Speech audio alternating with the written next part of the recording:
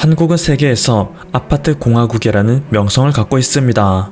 그만큼 아파트의 수가 많고 다양한 디자인의 아파트들이 있습니다. 특히 최근에는 친환경의 흐름에 맞춰 아파트 베란다를 식물로 꾸미는 단지도 많은데요.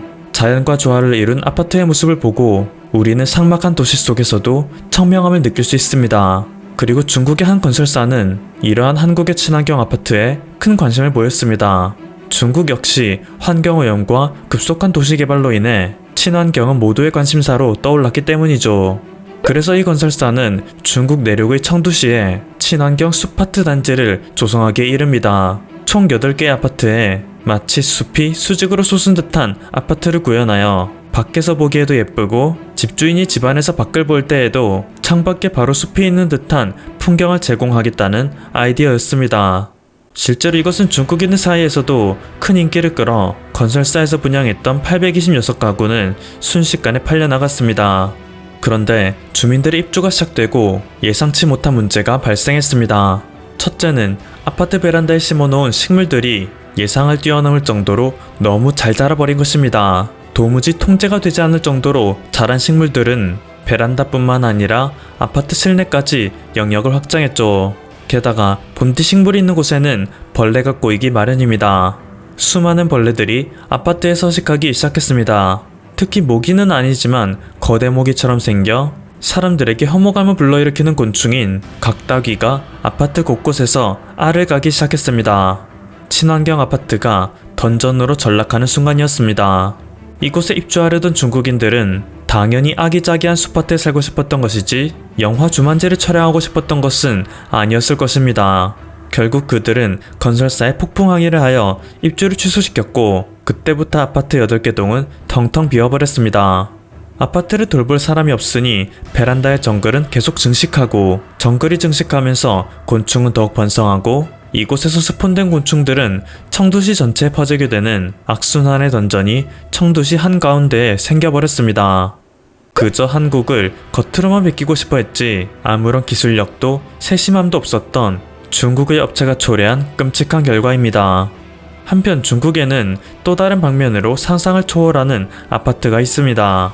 다음의 아파트 사진을 보면 여느 아파트와 크게 다르지 않은 것을 볼 수 있습니다. 그런데 이 사진을 정말로 자세히 보면 상상하지도 못했던 부분에서 놀랄 수 있는데요. 사진에 보이는 수많은 창문들이 진짜 창문이 아니라 모두 가짜 창문이라는 것입니다. 전부 페인트로 그려진 그림에 불과하죠. 이미 입주하고 있는 주민들은 이것이 그림이라는 것을 알지만 추후 새로운 집을 알아보며 인터넷에서 자료를 찾던 외부인은 이곳이 마치 창문이 많아 쾌적한 건물이라 착각할 수 있도록 만드는 요소이기 때문에 이것은 명백한 사기라 주장하는 네티즌들의 댓글이 달리고 있습니다. 더군다나 혹시 모를 가스 누출 사고가 발생했을 때 가스가 빠져나갈 수 있는 창문이 턱없이 부족하기에 안전상으로도 매우 위험한 설계라는 비판을 받고 있죠. 혹자는 이렇게 물을 수도 있습니다. 어차피 아파트도 결국 건물이니 튼튼하게만 지으면 되지 않느냐. 물론 주거지 안정성이 가장 중요한 문제이니 이런 의문이 틀렸다고 말할 수는 없을 것입니다.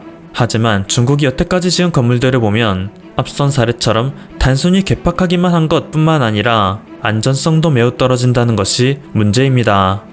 마철루는 하늘을 찌르듯이 솟은 아주 높은 고층 빌딩을 의미하는 단어입니다. 인구가 집중된 도시에서 토지와 물 등의 자원 활용을 극대화하기 위해 인간이 선택한 건축 양식 중 하나라고 이해할 수 있습니다. 그리고 중국은 이 마철로를 짓는 것에서 세계 최고 수준인 것처럼 보였습니다.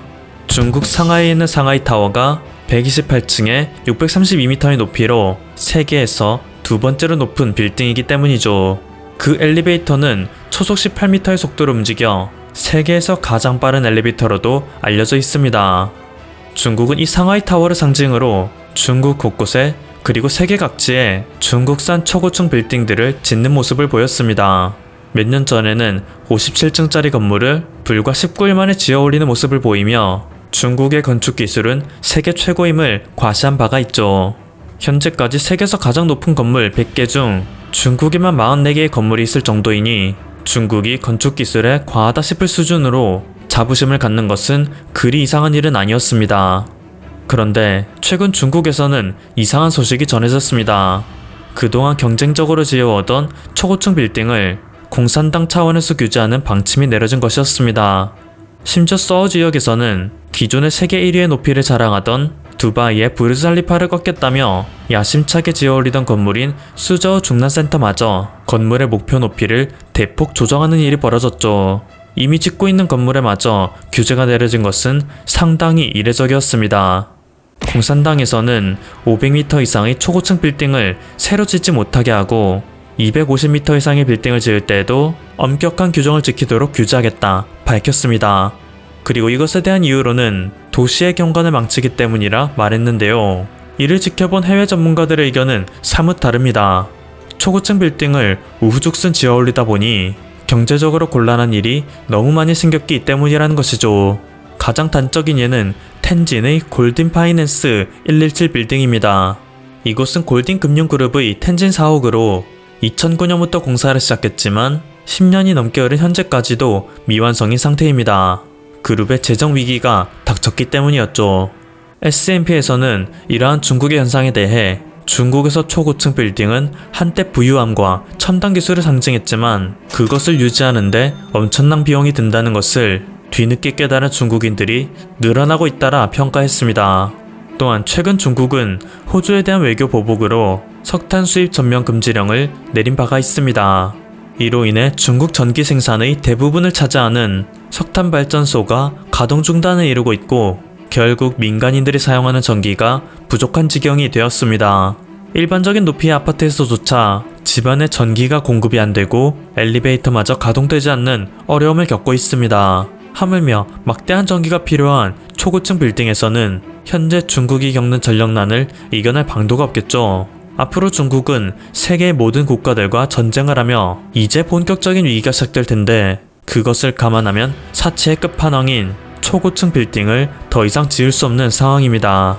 그래서 이미 승인까지 받아 공사 중이던 건축물조차 급하게 규제에 걸려 설계 도면이 바뀌는 일이 발생하는 것입니다. 또 다른 이유도 있습니다. 높이와 속도에만 치중해오던 중국의 건물들이 뒤늦게 붕괴되어 치명적인 피해가 발생하고 있습니다.